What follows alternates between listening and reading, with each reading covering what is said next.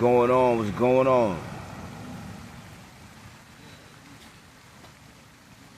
Mr. Wild Seed here. Thought I'd come outside for this video. It's a lovely day out here at the park, at the lake. Beauty, beautiful. God's creation is beautiful. How can you deny that there's a God? How can you deny it? You must not want to know. You must not want to know.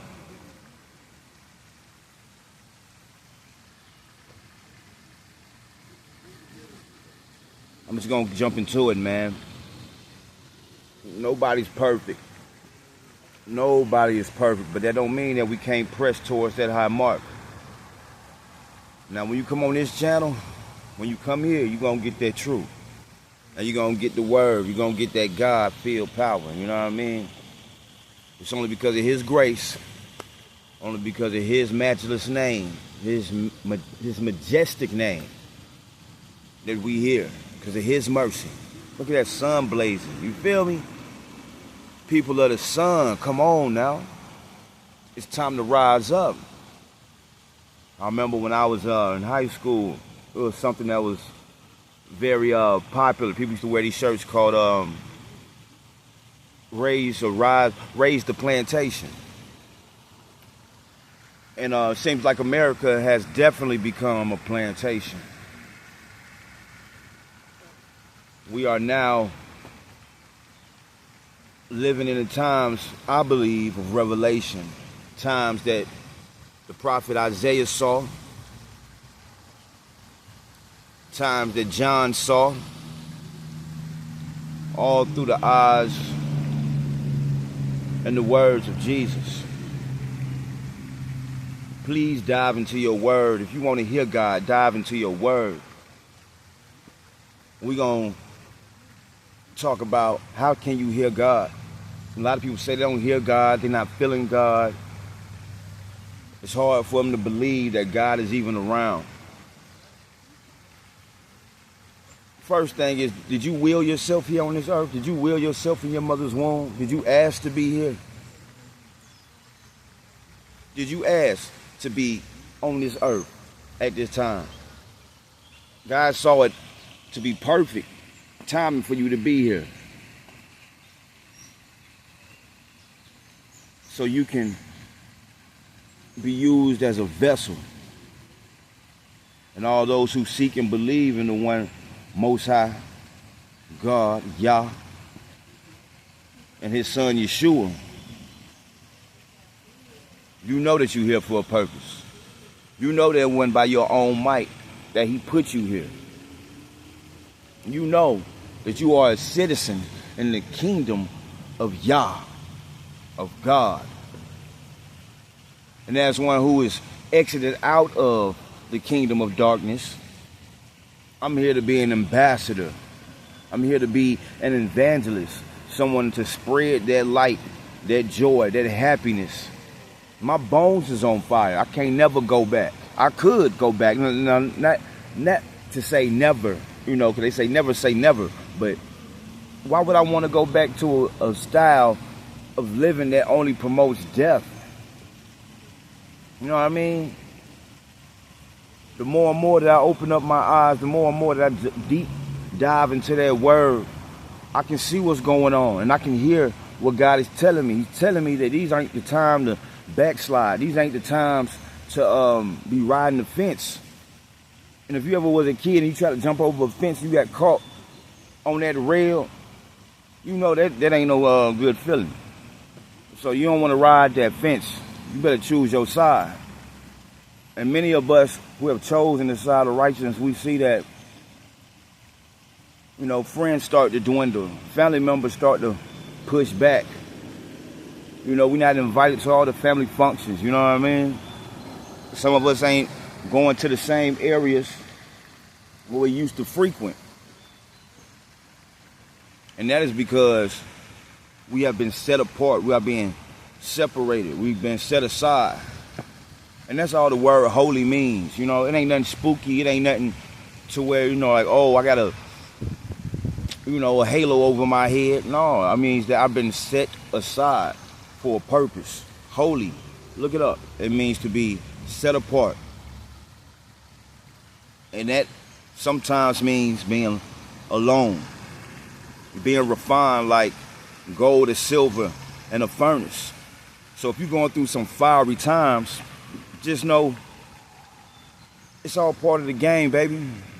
It's all part of the mission. You know, even soldiers go through boot camp, and we going through real life training in real time. And you can't sit back and be passive. Now, there's a piece that surpasses our understanding, and we can go through situations and maintain that peace, and others be like, man, that's crazy. I would have been spazzed out. I would have been licked off a shot, but we on a whole nother wave, and we not thrown to and fro by every whim of the devil, of the enemy, of these demons, of negativity, however you want to word it. You ain't got to be thrown to and fro. It's a new thing being done, man. Check Philippians. I believe it's Philippians 4 and 8 or somewhere like that. Don't get me wrong, I know it's in Philippians, but we are not the same creatures. We are new things. We are a new creation. Now that we have walked inside this truth and continue to walk on this path.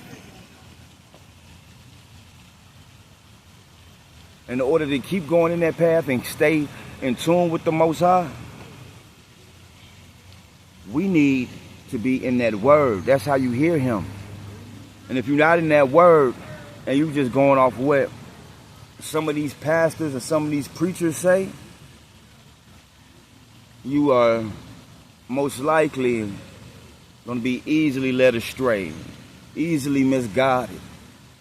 Especially in these times, man. People are using the word for their own selfish gain. That's a shame, bro. Sis, it's a shame. And I understand that we come from lifestyles where family members may have abused us and we may be used to the abuse, but that don't mean we have to love our oppressor, even though they might look like us, might sound like us. But they not us. They not of the light. They not of the diaspora. So, get into their word. Study the word for yourself so you can know exactly what God has told you what to do. So you can know the statutes and the standard which God wants you to raise up to. And you can come out that mental bondage. Because once you are mentally defeated, you are already spiritually defeated and physically defeated. How can somebody be free if they don't know who they are, where they come from, or they don't know their God?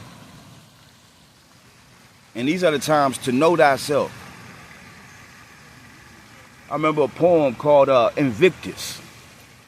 I was in a program called Upward Bound, and one of my mentors gave me a poem called Invictus. It says, I am the master of my fate. I am the captain of my soul. In order to be the master of your fate and captain of your soul, you must know your God and what God is saying to you.